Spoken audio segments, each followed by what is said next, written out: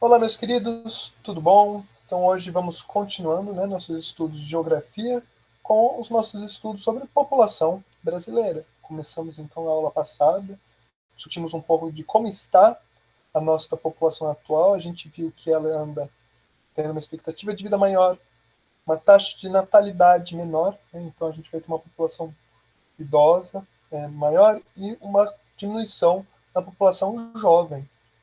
Perfeito. E vimos também que a nossa população é predominantemente urbana, vivemos muito na cidade, em no lugar de viver no campo.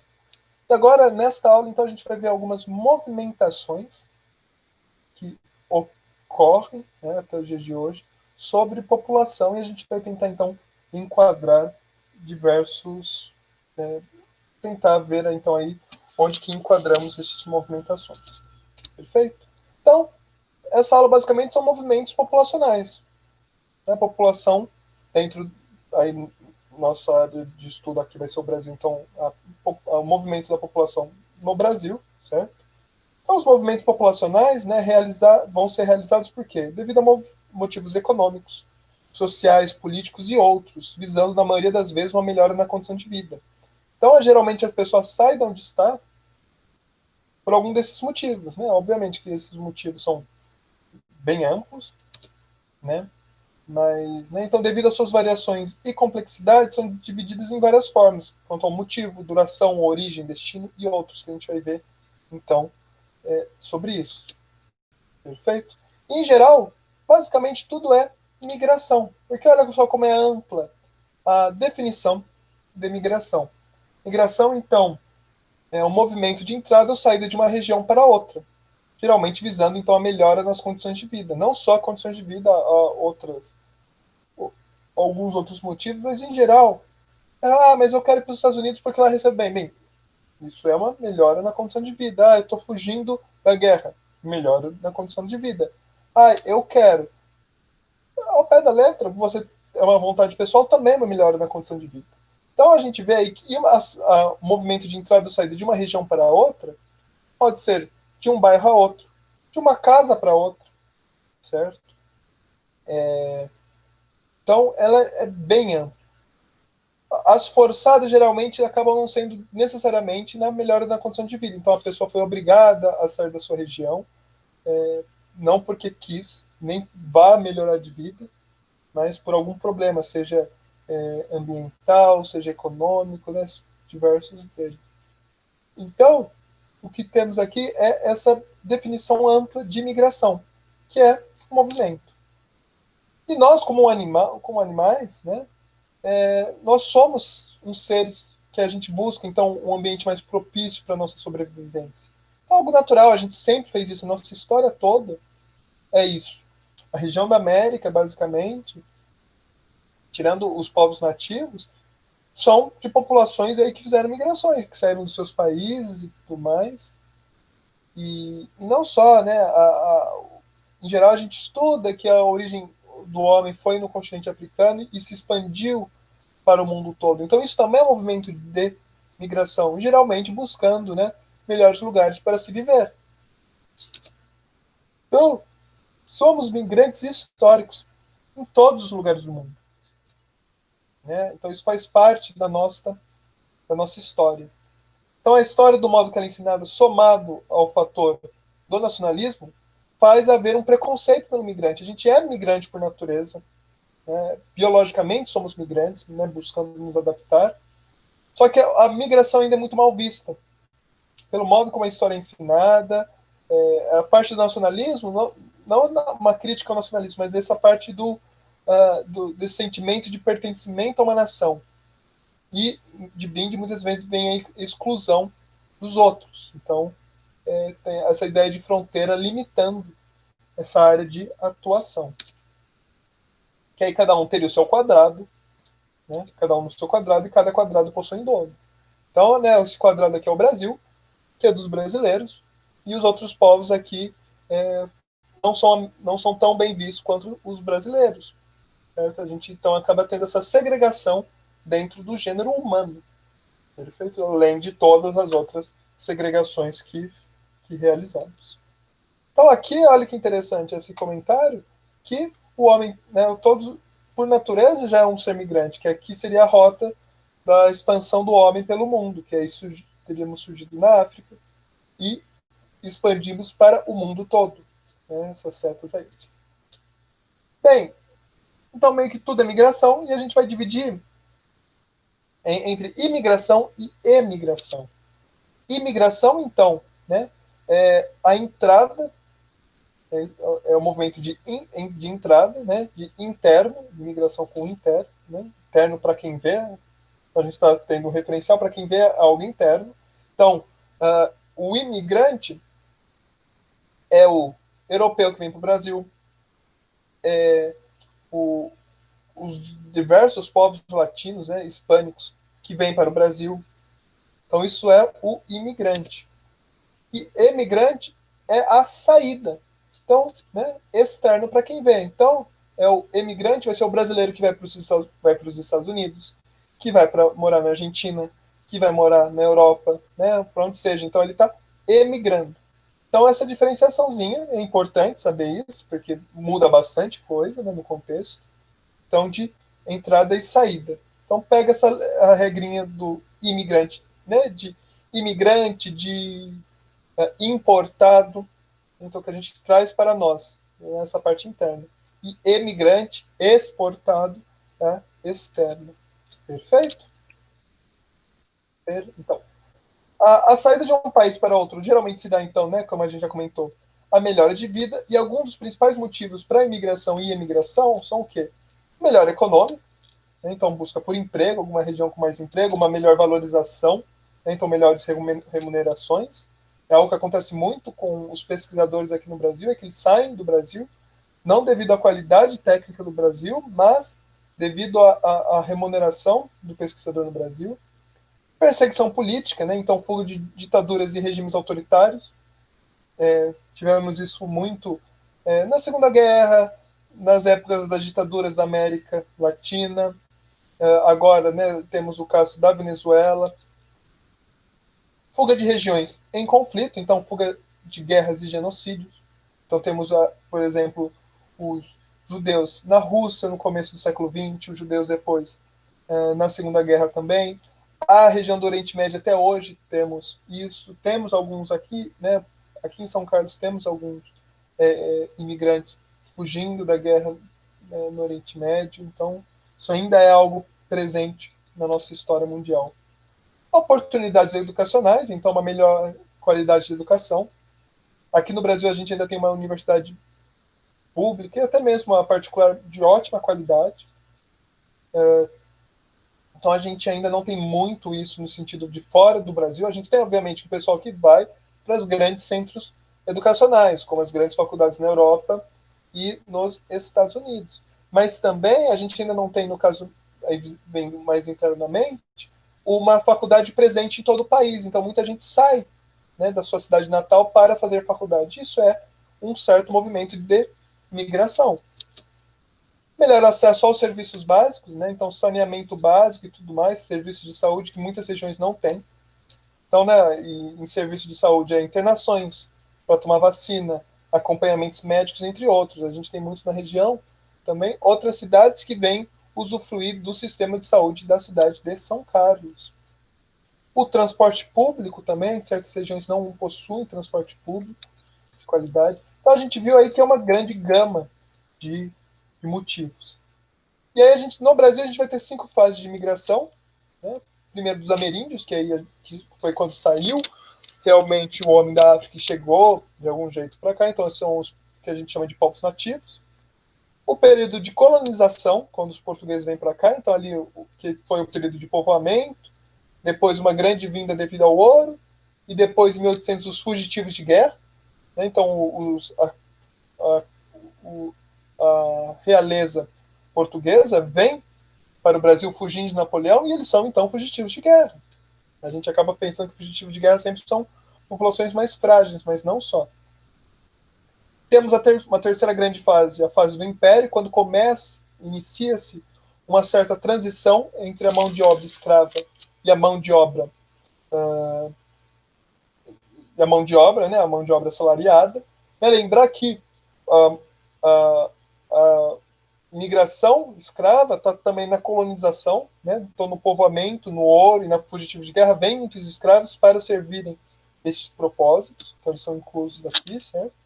Na Quarta República a gente vai ter uma grande migração euroasiática, vai vir, né, povos italianos, espanhóis, japoneses, diversos povos árabes, né, islâmicos também vão vir. E agora, né, a gente tem uma grande migração da América Latina. Então a gente vai ter haitianos, bolivianos, venezuelanos. Perfeito? E aí, né, entre 1500 e 1855, né, que é a data da Lei Eusébio de Queiroz, quando o tráfico negreiro é proibido no Brasil, vão entrar cerca de 4 milhões de imigrantes africanos para serem escravizados de maneira legal. Lembrar também, né, legal no sentido da lei, que então era permitido. Isso aí, toda essa imigração era permitida e tinha um interesse econômico, né, essa história tenebrosa que temos no Brasil, né, essa mancha histórica que temos com a escravidão. Entre 1800 e até 1930, então, a gente vai receber um grande número de imigrantes, né, então essa troca da mão de obra escrava pela assalariada, nossa sociedade era escravista, e a gente vai ter muita imigração italiana, alemã e eslava para o sul no começo de 1800. Depois a gente vai ter outras fases, né? Entre 850 e 40, então, a gente vai ter a japonesa, tanto que o Brasil é a maior colônia de descendentes fora do Japão, italiana, alemã, eslava novamente, chinesa, e vindos muitas vezes para melhorar a vida, né? Aqui como um local promissor. E trabalhar no campo primeiro, né? E depois na indústria do Brasil, quando surge uma indústria mais bem organizada. A população do Brasil e de toda a América é basicamente imigrantes ou descendentes de imigrantes. A gente tem muito isso, né? Então, criticar imigração já é um absurdo. Mas no nosso caso é ainda mais, certo? A gente ter crítica de imigração. Então, porque é uma população, mais uma vez, tirando os ameríndios, que também historicamente são imigrantes, somos todos imigrantes, não há por que criticar essa imigração. Só que e a grande presença aqui no Brasil dos imigrantes vai mudar muito a nossa cultura, agregando, então, diversas coisas, como costumes, expressões, sotaques, palavras e muito mais. Então aqui, né, olha que interessante, né? À direita, um panfleto ali de propaganda de imigração japonesa para o Brasil, né? Ali, então, a Europa vindo para o Brasil. E a gente tem, então, olha como a gente tem muita coisa, né? Então a gente tem um templo budista aqui em Cotia, no estado de São Paulo. Olha o bairro da Liberdade em São Paulo também, né? Agora na cidade de São Paulo, com exemplos japoneses. Rua dos Judeus em Recife, os judeus em Recife que depois vão sair e vão para os Estados Unidos, onde eles compram o que hoje é Nova York. A imigração africana forçada, né? Eles não escolheram vir, nesse caso. O navio negreiro. A sinagoga em Recife, né? Então a primeira sinagoga das Américas, então uma grande população judia. Mesquita em Foz do Iguaçu, então também essa diversidade religiosa. Uma arquitetura germânica na cidade de Blumenau, em Santa Catarina. A arquitetura italiana em Nova Veneza, em Santa Catarina, então olha o nome da cidade. Polonesa em Curitiba, no Paraná. Ucraniana também em Curitiba, no Paraná. Temos um dos principais hospitais do Brasil, chama Sírio-Libanês. Perfeito? Então a gente vê aí quanta coisa temos. Hoje o Brasil então é foco de imigração dentro da América Latina para a população de baixa e média renda devido a certas estabilidades. A gente tem uma estabilidade, principalmente pós o nosso plano real, que vai ser um plano que vai ter uma boa fundamentação econômica, vai ser uma moeda muito forte o real. Então, um pouco ameaçada, a gente vai ter uma crise política, né, desde 2013, como meio constante, e uma crise econômica que a gente ainda não venceu.